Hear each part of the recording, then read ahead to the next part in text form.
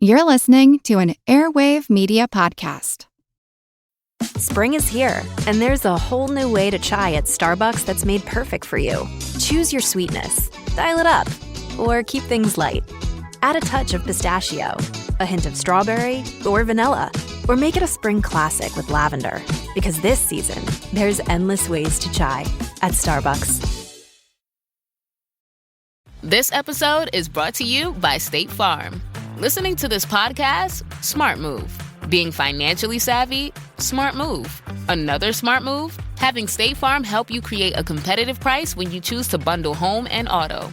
Bundling, just another way to save with the personal price plan. Like a good neighbor, State Farm is there. Prices are based on rating plans that vary by state. Coverage options are selected by the customer. Availability, amount of discounts and savings, and eligibility vary by state. This episode is brought to you by our Patreon members. Thank you so much. Join our Patreon for extra episodes, interviews, extra content, and to help support the podcast and help us continue to do the work we do. Go to patreon.com/ancienthistoryfangirl to learn more. Ah, my brave boy, you will do such terrible violence in our name. The gods thank you.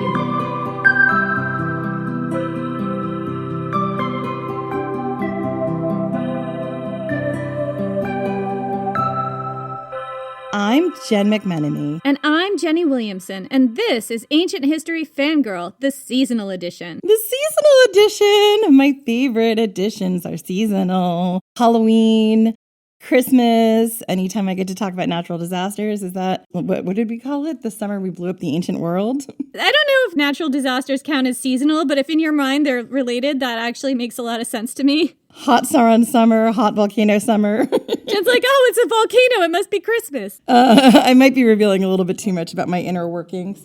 So earlier this year, I thought it might be fun to do another seasonal episode that would be one of those times where I get to dig in to the myth and the history and unearth an ancient Christmas cannibal, because who doesn't love ancient Christmas cannibals? I adore ancient Christmas cannibals. Did you know there are like these goblins in one of the ancient traditions that are like chopping away at the world tree and like only get to be on Earth during like weeks of, I think, Yule or something? And I just want to cover them so badly, but not this year. Not this year, because somebody's Temple of Artemis at Ephesus episode went a little long.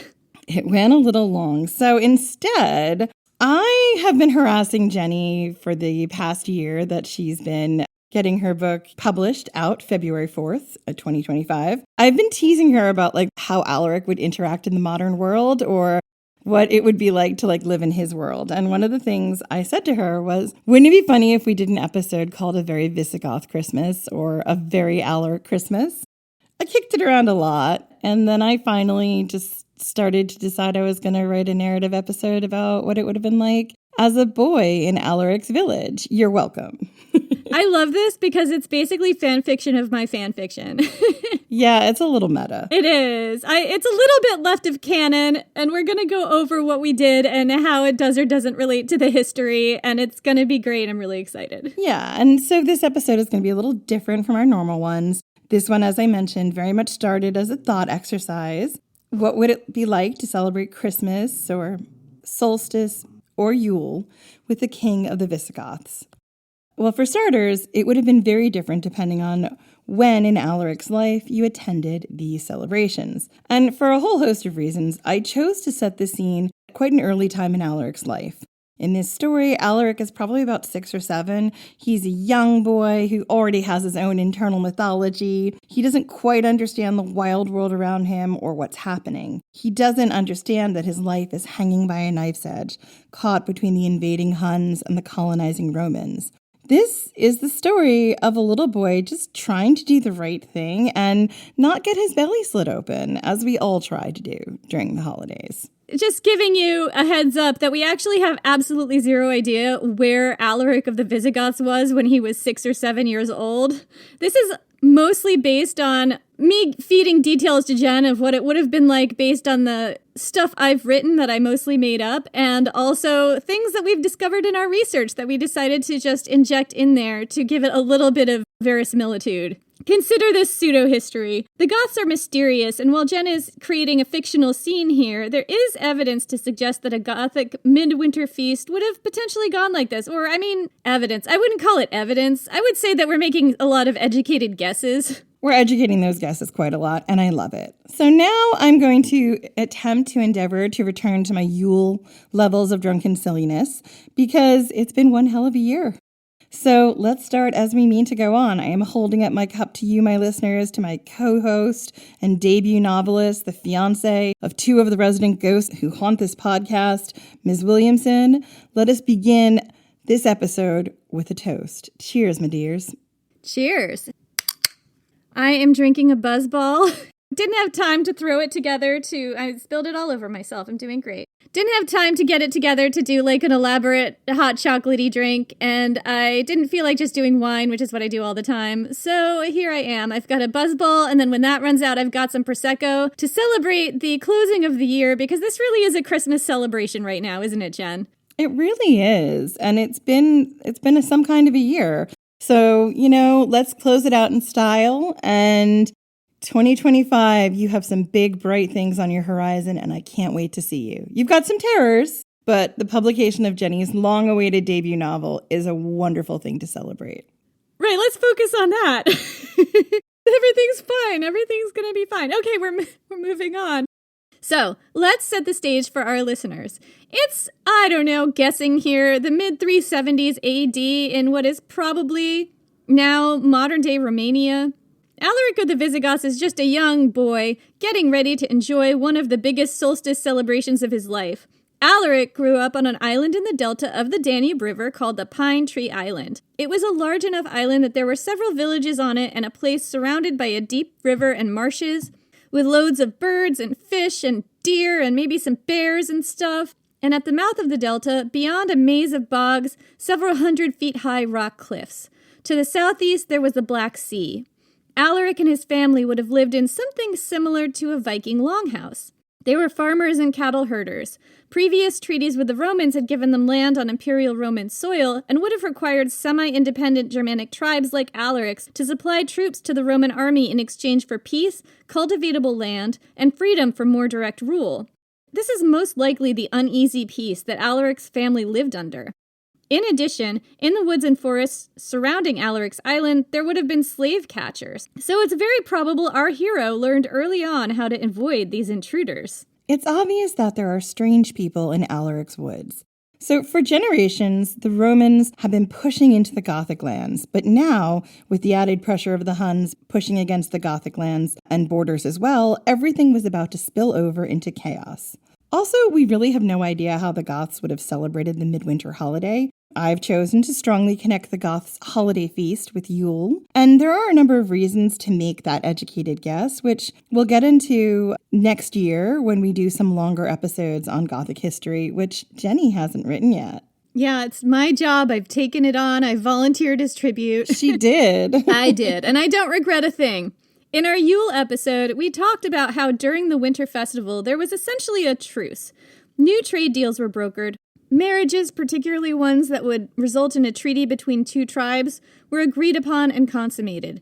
Oaths sworn during Yule were unbreakable. If you broke an oath you made during Yule, the consequences were dire, usually death, depending on the severity of the oath. Yule wasn't just about the Perchta, or the wild hunt, or the goblins in the woods. It was about setting up the next year as one filled with new alliances, better allies and friends to make it through the long winters. And in the very near future for Alaric's community, these alliances became vital for the welfare of the tribe to stand together against the invading Huns and the Romans. One thing we do know about Yule, and this may have applied during a Gothic Christmas, was that what happened during these feasts was serious, as well as fun. But this was a time when future war and raiding strategy was planned. It was a time when so many different people were brought together that a rule of no bloodshed, no murder, no poisoning was probably for the best. Because I don't know, Jenny, if you've ever had families stay with you for a fortnight or so, but things get fraught pretty quickly. For a visiting bunch of out-of-towners, being in an unfamiliar place with strangers at Christmas, you wanted a guarantee that things were going to be as safe as possible. No one wanted to go to a Yule party and wind up murdered or poisoned under the pretense of peace.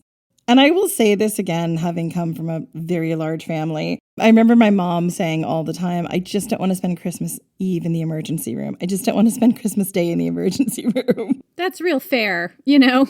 Yeah, I mean, I think when we were kids, it was just like my brothers used to roughhouse and beat each other up. I used to roughhouse and beat them up. And there was just always the possibility that we might wind up in the emergency room. I'm like, do you do that as adults? Not as adults. No, as adults, it's much more peaceful. The restraint they show, the restraint. Yeah, or it's a Christmas miracle, which I will not talk about on this podcast. So we don't discuss the Christmas miracles on the podcast. No. So obviously they had to make a rule during Yule not to spill blood because... Not to spend any time in the emergency room. Exactly. Because obviously when you make the rule, that usually means something like this has happened in the past before. And this rule was a blood oath, and it definitely reminds me of Xenia. I suspect that there was some form of Xenia across most ancient cultures because we see it a lot repeating in mythology, in stories, and religious practices. And it really makes sense because when you're trying to treat for peace with people or you're inviting people into your home, you don't want to be afraid if you're the guest that you're going to be poisoned, and you don't want to be afraid if you're the host that they're going to murder you in the middle of the night. In addition, history shows that the Goths were somewhat nomadic and had dwellings similar to the Vikings, wooden longhouses, big rooms that would allow for entire families to sit in basically a huge great hall. These longhouses would fill up real fast at Yule. Depending on the night and the temperature, animals would even be brought into the longhouse to be kept warm on particularly cold nights. We've imagined that Alaric's family had enough money to have both a barn and enough space to keep their animals indoors, but some of this is invention. I don't actually know if there were barns in the sense that Jen is imagining that. Yeah, I'm not necessarily saying they were a separate building, but the ability to keep your animals inside their own separate dwelling as opposed to bringing them into the house would mean they had a certain level of wealth, because you brought those animals in to keep them safe, not just from the cold, but also from predators. You want to pick them off, both, animal and humans. Right. Yeah, totally. I'm just saying, there's probably a sort of fiddly little rabbit hole to go down about if they had barns, or if the culture was just when you bring the animal inside, it's just in the house with you, in your bedroom, living with you. But they didn't really have, I don't know that they necessarily had what you'd call bedrooms in a longhouse, because everyone was sharing that space. Yeah, and it might be that I'm also giving this a gloss that for me, I hate thinking of all of these people in one room with this huge burning fire with their cattle and everything around them. The smells, to me, it just doesn't seem fun. So I've invented something. It's fiction. What I'm picturing is that there's an old New England barn with a hayloft that Jen has written into this story, and I am delighted by that. We're keeping it. I don't care. It's an occasionally true story. Exactly. Right. So here's another occasionally true fact. In the history, there's this guy named Ataulf who you would know about if you listen to our Alaric episode, which is way back in our history, but which we're going to re-release pretty soon. Ataulf was Alaric's brother-in-law, and he makes an appearance in this episode. We don't know in what way in the history these guys were brothers-in-law. I don't know if it's because Ataulf was married to Alaric's sister, or I don't know. What is a brother-in-law? There's a bunch of ways you can be somebody's brother-in-law. Yeah, or if it's an honorary thing, or history is very vague, Uncle, dad's brother, nephew, I don't know. I've had some of the buzzball, and this is where I'm at. All this is to say that I took some liberty with Ataulf and his potential connection to Alaric by marrying his sister. That's actually based on my book, so this is the liberty that I took. So, let's get into the meat of this. We don't know the connection. We probably never will. So Yule was one of those times when you got to see people from all over the settlement and sometimes much further afield. Much like with the holidays today, people came from all over to visit, feast, and get through probably about 2 of the longest weeks of the winter. I mean, not really, it's the beginning of the winter, but I digress. It's almost like the ancients knew that these 2 weeks there would be some terrible weather, and that it might be nice to create a festival to break up the long darkness and that time where we're waiting for the day to start getting longer again. All that said, let's meet our young hero.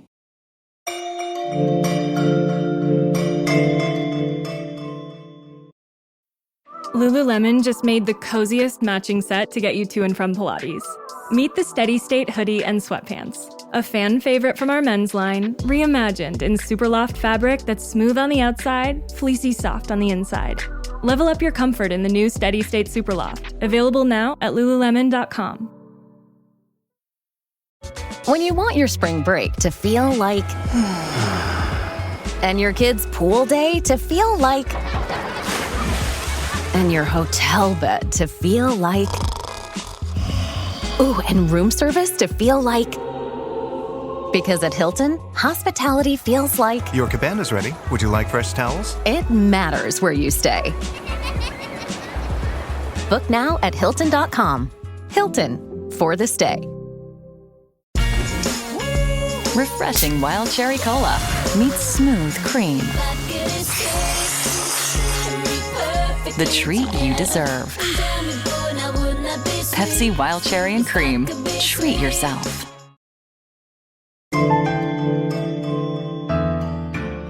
Okay, here we go.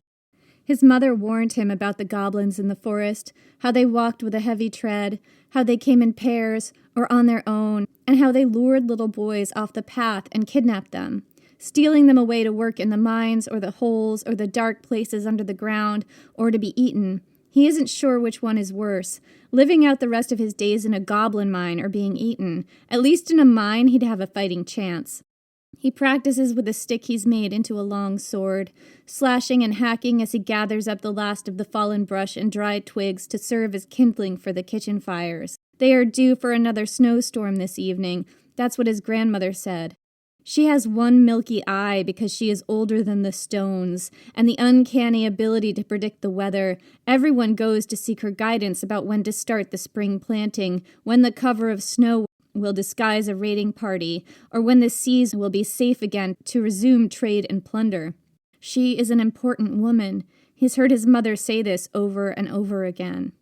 He wants to be important himself one day, like his father. He wants to lead raids, to earn the hero's portion, to be feasted over Yule with a seat closest to the fire, never in the corners of the room where you fought with the animals for warmth and sometimes food if the goats are allowed in on a particularly cold night. Goats eat and destroy everything. His sister taught him that lesson last year when he'd left his corn husk horse near the goat pasture. The wind kicks up and the sky is beginning to darken. The clouds, fat and sitting on the horizon. He looks up to the east, the sun gone, the first of the stars peeking out through the coming gloom. He's only been allowed out on his own for the past 2 months. An hour ago, his mother pressed a pail into his hands and told him to take his axe and go to the river and fetch some water. He uses his axe to break the ice on the river and to kill a rabbit that was stuck in a snare he had set that morning.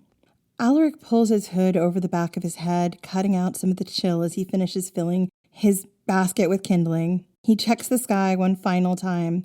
The sun is gone now, and the lights in the north are dancing, lighting up the sky and showing the veil between the worlds is very thin. He picks up his pace. These nights, the wild hunt roams the skies, sends down their horrible hunting party in the woods, and looks for prey. The children, the old, the weak, those who wander too far from their homes or town. Last year, Ulric's grandfather got carried away by the wild hunt. Ulrich still swears he hears his grandfather's screams on the winter nights when the lights dance the brightest in the sky. Alaric has no desire to join the wild hunt. He does not want to meet Woden or the Frau Holly. He never wants to hear the howls of Garm, the hound of hell. He shivers. The temperature has dropped so quickly now that the sun is gone. He will be missed, and if he is not home before true night falls, his father will be unhappy with him and punish him. He struggles through the forest, the basket now suddenly so heavy in his arms, the kindling rattling around in the basket, poking him occasionally. He whistles to keep the goblins and ghosts at bay, to remind them that he is not alone. He is, and that he will be missed and avenged if anyone tries to snatch him. The birds have gone quiet. He hears branches breaking in the bush, the sounds of a large predator. Alaric does not slow his steps or run. His father has taught him to never run from predators, unless the predator is a man, and then it's best not to let him see you at all. He continues walking down the path, the crashing sounds getting louder. Is it the goblins? Have they come for him? His mother has always warned him about getting too caught up in his daydreaming. She's stressed his need to pay careful attention to his surroundings.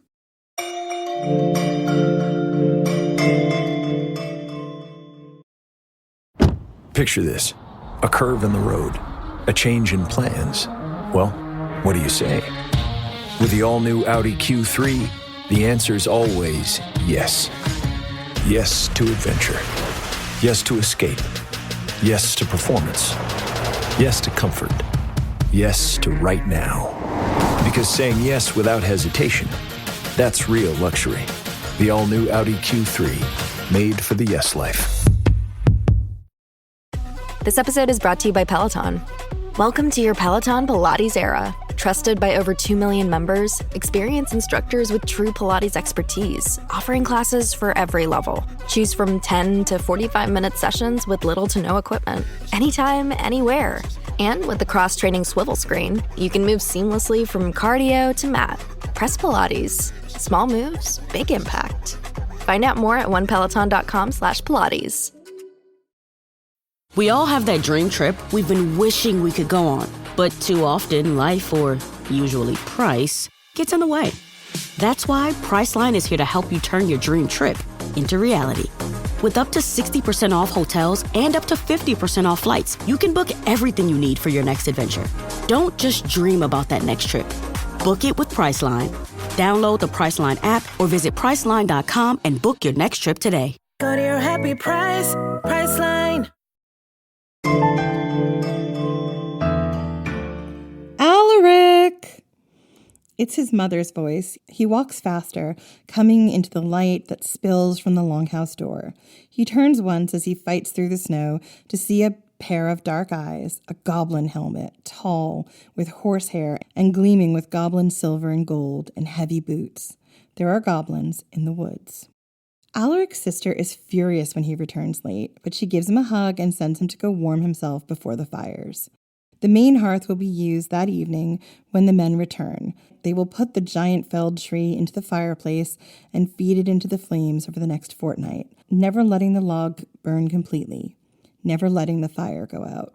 His mother is a swirling wind of movement. She's been cleaning the house for weeks, telling him all the tales from her childhood about the Perchta, the bright one and the wicked one, how she commands the wild hunt, drives the beasts forward, lashes at the souls of the tormented, and has an army of demons who follow her orders. She is said to appear to some as a beautiful young maiden with long, bright hair, eyes so shining they capture the sun and stars, and lips far too red, as if they were stained with blood. The good Perchta praises women and children who keep a tidy home, who behave and listen to their parents, who don't cause trouble and never cut off their sister's hair one night while she slept because she was snoring too loudly. She leaves presents for the good children, and for the bad ones, she sneaks into your bed while you sleep, paralyzes you with magic, takes out your insides and replaces them with hay. You are alive while this happens and forced to remain in pain and agony until someone discovers you the next day with nothing but stuffing for a heart. He fears the Perchta. She will be looking for him this fortnight, ready to slit his belly and leave him hollow and haunted, a shell of himself, looking out through his eyes but unable to say anything to his mother or father, to tell them what happened. Afraid and alone, he shivers by the fire thinking of the Perchta and the goblins in the woods. His sister Ina kneels down to feel his forehead for a fever or chill. Little brother, did you catch a cold out there in the woods? He shakes his head. She wraps her arms around him, pulling him close. Then what is it? The Perchta. She'll be coming for me. Because of what I did to your hair, he whispers in her ear. She pulls back so she can study his face. Alaric, I forgave you. Was it terribly naughty? Yes. But have you been a good boy since then? He nods his head in affirmation. Enos smiles. Alaric has always thought his sister the most beautiful, with her wheat gold hair and her quirky twist of a smile. When the warriors tell tales of beautiful maidens and goddesses, he imagines they all look like her. Well then, I'd say you learned your lesson. The Perchta only punishes those who are truly naughty, and you are only a little wicked. She pats her golden plate. Besides, you didn't cut off that much, and I was able to cover up the worst of it. Yeah, she knows he's terrified he's going to die if she doesn't make him feel better. Maybe the punishment fits the crime. Anyway, She ruffles his bronze hair. Now stop hiding by the fire. Make yourself useful. I have to go with the other women and get dressed for tonight. Alaric scowls. He is not happy that his sister is going off with the women. Tonight they will meet her bridegroom. And as much as Ina teases him, he will miss her when she marries. He'll be left alone with his parents. He is the youngest of all their children. His other brothers and sisters had left the house while he was still in swaddling. Ina is the only one who always managed to find time for him, to treat him like a brother and not an annoying dog scuttling about underfoot. And if things went well tonight, by the end of the fortnight, Ina would be married. Alaric squints in the dim light. Then she would leave him as well. He'll be all alone with his father, who is forever at war, or too busy to listen to his questions or teach him to fight, and his mother. She has been so sad after they lost the last 2 babies. She looks at him with eyes that are almost always watery, and she is also too busy to sit with him the way Ina does. When his father is away at war, his mother looks after the village, helping to decide feuds, giving medical advice to those who need it, and negotiating with other tribes. His parents work as a unit, one that barely has time to fall into the same bed together. He knows once Ina is married, it will just be him in the small cot in the corner alone. "Come on, Alaric," Dorian says. "If you're quick, you can grab an apple while we look for a place to watch the procession." Dorian is a foot taller than Alaric and 2 years older than him. His white blonde hair has started to curl at the ends and his smile is crooked from that time last summer solstice when he busted open his lips and lost 2 teeth in a competition to see who could jump the biggest cow patty pile. The great long hall is starting to fill up with people. Piles of cold food, fruits, cured meats, cheeses, breads, fresh butter have been laid out on the long table. It takes Dorian and his longer arm no time to steal 2 apples. They take their apples and go outside, dash to the barn between shadows, keeping an eye out for goblins. They hide in the hayloft over the barn and watch as the torchlight procession approaches. Alaric nudges Dorian. "Do you think that's him?" Dorian holds a hand over his eyes and squints. Whoever it is, they have money. He's well dressed. I bet there will be a sizable dowry. Alaric knows a big dowry means prosperity for his sister, but he secretly wishes it was a small dowry, one too tiny for his father to consider the marriage viable. Anything to keep them from taking Ina away. The procession is flanked by torches, with a grand-looking set of tall men at the center of everything. Alaric watches as the procession halts and waits. They can't enter the longhouse without the permission of Alaric's father.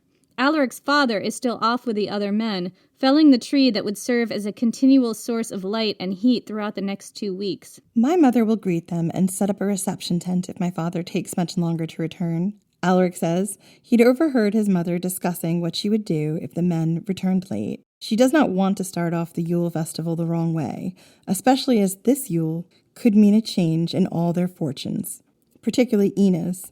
"Your mother is so clever," Dorian whispers. His mother is clever and brave. He'd seen her stare down a bear, fell a deer at 100 yards with a single shot of her bow. She is the kind of woman who knows how to guide and lead. He could see why his father had chosen her as a wife. "Look," Alaric points. A group of men crest the hill, singing and cheering. It's his father and the other warriors. The massive pine tree takes 8 men to carry. The boughs will be stripped to make garlands for the longhouse, rich, fragrant-smelling greens to ward off the wild hunt and bring fertility and wealth to the coming year. When the men spot the waiting party, a great cheer rises. Alaric watches as his father approaches the visitor at the head of the procession and embraces him. "Welcome, Atolf. Welcome, honored guests, and hopefully soon-to-be kin. We are thrilled that you are here to witness our offering to Woden." The other men cheer, and a young goat is brought forward and slaughtered right there on the ground, its blood spurting out into the snow and its cries echoing in the clearing. "We offer this goat to Woden, All-Father, god of treaties and alliances. We welcome Yule. We welcome Woden's wild hunt, the Perchta, the roars of Garm. We respect your reign and abide by your laws. From the moment this blood touches the ground for a fortnight, there will be no bloodshed. We will meet here under the banner of peace and sanctuary. This we swear to you, Woden." The oath is taken by every man in the clearing, and then the partying begins. The longhouse is decorated in fresh green boughs from the fallen pine. Alaric wastes no time making friends with the children who travel with the procession, and manages to snag a seat of honor near the edge of the roaring fire, playing knucklebones with the old men and children, while a huge cauldron of wassail bubbles. Women serving men, ladles full of the sweet and spicy mulled drink. He is only allowed half a cup of wassail today, and then he'll be allowed another on his sister's wedding, if there is a wedding. I'm just going to stop here for a minute. I also made a choice to include a drink like wassail in this episode, even though wassail as we know it technically wouldn't have been like what we're thinking of until the Middle Ages. We have evidence for wassail and those kinds of drinks way back into like other places in history, so I thought it wasn't such a jump to include it, but before you decide to at me saying wassail would not have been around this time. We know they had it during Saturnalia, and we're not going to go any further. It's an occasionally true story. Yeah, and I use the word wassail because we all know what it means. We don't know what it would have tasted like. We don't know if it would have been a beer or what. Or what they would have called it. They probably didn't call it that. Exactly, but I've used that because we can understand what that means. Right. So the party continues on. His father sits at the head of the table with his future in-laws on his left side. He drinks and cheers. His mother moves among them, making sure that everyone has enough to drink and eat. Finally, his father reaches out for his mother as she passes his chair and wraps his arms around her waist. He pulls her onto his lap. His mother protests, but his father says, "Sit, woman, eat. You deserve a rest." Everyone in the hall cheers as the hostess is swept off her feet and given a chair at her husband's side. As soon as his mother is seated, horns begin blaring and his father rises to his feet. Welcome, guests. You are as family under my roof during these sacred days. I have provided enough mats and beds for you to sleep inside the longhouse, or if you prefer your privacy and can manage to stumble through the snow, we have room in our barns and outbuildings. Everyone cheers. The sound of cups banging on the huge table echoes through the hall. His father raises his hands. Settle down now. The reason we are here, besides the honor of Woden, is to discuss the upcoming year. With the Huns coming down from the slopes and encroaching on our territory, we have no choice but to fight or to turn to the Romans for help unless an alliance can be reached. We need your help to guard our borders. The room erupts into a cacophony of sounds, people banging plates and cups, others jeering loudly. His father speaks again. I hear your concerns. I do not trust the Romans any more than the Huns, but the Huns will not let us have peace. They will come and they will take our lands. They will kill our women and children. What a downer for a Christmas party, good Lord. And they will leave the earth nothing more than ashes and dust. We have seen their destruction before. And the Romans... No treaty with the Romans, someone cries, and the jeering grows louder. Alaric grips the knife at his belt, afraid that the room will turn violent. His father is his chieftain. He's 6. He's 6 like Cuchulainn is 6. I'm 11, but 6. 6 going on 26. I did make him that way. His father is his chieftain. It may fall on him to protect him.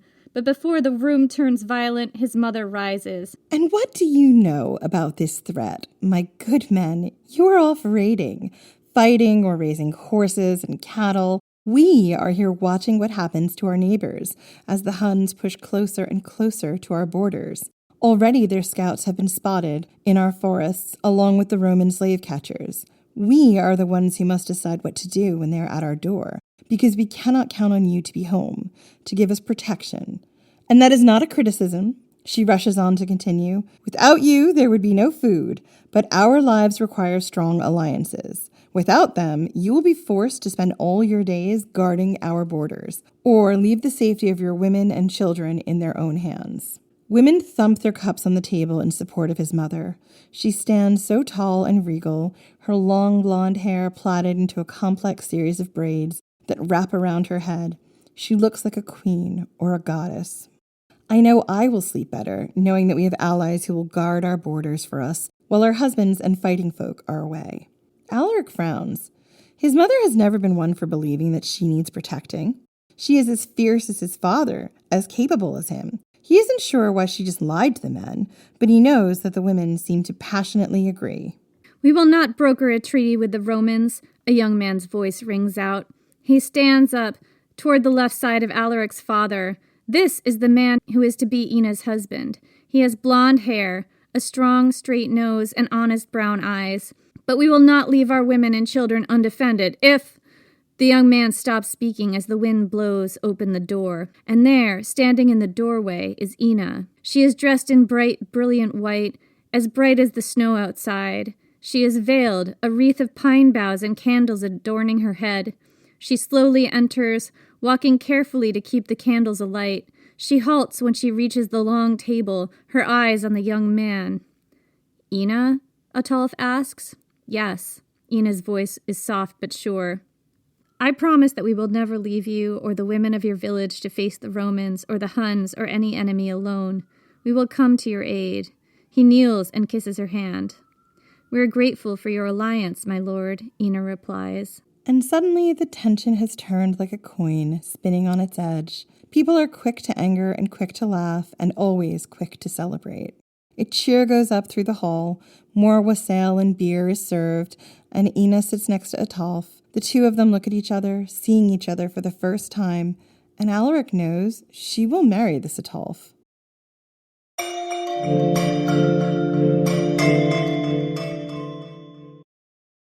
One sweet, melty bite of a Hershey's bar, and suddenly I'm right back sitting on the front porch with my grandmother on a slow summer afternoon. She doesn't say much, just breaks the bar in half and hands me a piece. I open my mouth to say whatever a 9-year-old wants to say, and she replies with a low, "Shh, listen." So we sat there, listening. That was the first time I learned that quiet can feel full. Hershey's. It's your happy place. Does it ever feel like you're a marketing professional just speaking into the void? But with LinkedIn ads, you can know you're reaching the right decision makers, a network of 130 million of them, in fact. You can even target buyers by job title, industry, company, seniority, skills, and did I say job title? See how you can avoid the void and reach the right buyers with LinkedIn ads. Spend $250 on your first campaign and get a free $250 credit for the next one. Get started at linkedin.com/campaign. Terms and conditions apply. With Venmo Stash, a toggle on one hand and ordering a ride in the other means you're stacking cash back. With Venmo Stash, get up to 5% cash back when you pick a bundle of your favorite brands. Earn more cash when you do more with Stash. Venmo Stash terms and exclusions apply. Max $100 cash back per month. See terms at venmo.me/stash terms. The rest of the evening goes by in a blur. Finally, after the feast is served and the songs are sung and the men are well into their cups, Ataulf sits across from Alaric at the fire, gathering up the knuckle bones. His future brother-in-law is almost a decade older than him, but he doesn't treat Alaric like a small child. Ataulf plays him fairly, the luck on his side, winning back a fair amount of Alaric's pile of nuts, honeyed dates, and small treasures. As he plays, Ataulf sets down a steaming cup. "Don't tell your mother, but I slipped you an extra cup of wassail." He slides the cup over. "Happy Yule, brother." Alaric takes a sip of the richly spiced drink. He is tired, but he wants to stay up for the final event of the night. The bard only visits their village twice a year, at midsummer and Yule, but he always brings the best stories. The stories he tells this year are about the wars, about the emperor, about battles happening far away. He tells a story about a trickster wolf who tried to get his neighbors, a bunch of foxes, to join his forces so they could protect their realms better. The story ends with the foxes being forced to do all the work while the wolves relax and enjoy themselves. Alaric does not enjoy that tale. But his final story of the evening is one about Garm, the hellhound that guards the gates of the beyond, who loses his foot to lock up the great betrayer, and whose howls mean that the death of the gods is coming. The bard tells tales of strange howls being heard across Gothic lands, from the seas to the mountains, the bone-chilling cries of a beast in torment, a beast in pain, a beast unleashed. It was then that Alaric begins nodding off. His dreams are of wolves, bears, goblins in the woods who steal children, of Romans with their promises, of his sister and her husband riding away into the night and never being seen again. He dreams of the Perchta, her long nose and terrible gnarled fingers reaching out for him, holding him still and immobile. She caresses a long yellowed nail down his cheek. "Ah, my brave boy, you will do such terrible violence in our name. The gods thank you." So, that's what an Alaric Christmas might have looked like. Maybe. Might have. Whatever, it's canon now. It's awesome. It's all canon now. Poor 6-year-old Alaric is having quite the time of it. If you read the book, you'll see what happened next in Alaric's life as a 6-year-old, and it's pretty terrifying. This is very much foreshadowing a really difficult time that's about to come upon the Goths. I wanted to give them one last feast. I wanted to give Ataulf and Ina a chance to see each other and maybe have one of those rare ancient world marriages where they actually cared about each other from the start, even though it was arranged. I wanted to give them all good things, and that's where they stay in my brain, having a lovely feast. Perhaps this is the homeland that Alaric wades up to his neck in blood for many decades. To restore. It is. It's the place he's trying to get back to. This feeling. We're letting you in, and Merry Christmas. Happy Yule, I guess. Happy Yule, happy Solstice, happy holidays. Thank you all so much for your support this year and beyond. We've had just the best time bringing you this season, and we're really excited about the stuff we've got to come in the future. For tonight, that's it. You can find us on the socials. We are on Threads, Instagram, and Facebook at Ancient History Fangirl. We also have a TikTok that I very sporadically update. I mean, depending on how long TikTok lasts, I hear they're going to make it illegal. I don't know what's happening. Anyway, you can join our Patreon, patreon.com/ancienthistoryfangirl. And that's basically it. Have a happy holiday, everybody. And we will see you in the new year.